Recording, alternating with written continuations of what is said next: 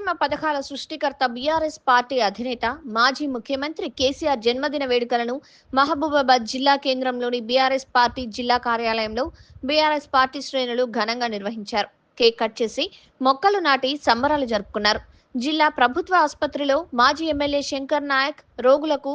బ్రెడ్లు, పండ్లు పంపిణీ చేశారు. ఈ సందర్భంగా మాజీ ఎమ్మెల్యే శంకర్ నాయక్ మాట్లాడుతూ, మా ప్రియతమ నాయకులు బడుగు బలహీన వర్గాల ఆశాజ్యోతి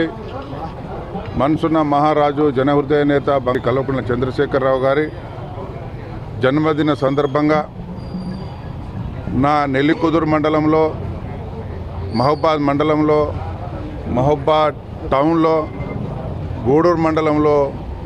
కేసముద్రంలో, ఇనుగుర్తిలో పెద్ద ఎత్తున అన్నదానాలు, అలాగే రోగులకు పండ్ల పంపిణీలు, రక్తదానాలు, శిబిరాలు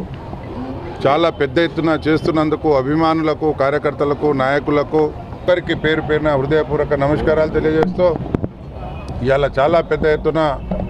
పెద్ద అభిమానంతో, గుండె నిండా అభిమానం పెట్టుకొని తెలంగాణ రాష్ట్ర వ్యాప్తంగా మా ప్రియతమ నాయకులు కేసీఆర్ గారి జన్మదినం వేడుకల్లో పాల్గొంటున్న ప్రతి ఒక్కరికి పేరు పేరున హృదయపూర్వక ధన్యవాదాలు తెలియజేస్తూ, మా ప్రియతమ నాయకులు కాబోయే సీఎం గారికి వారు నిండు నూరేళ్లు సుఖశాంతులతో ఉండాలని, ఆరోగ్యాలతో ఉండాలని ఆ భగవంతుని ప్రతి మందిరంలో పూజలు జరుగుతున్నాయి. మా సార్ బాగుండాలి, ఆరోగ్యాలతో ఉండాలి, దినదిన అభివృద్ధి చెందాలి,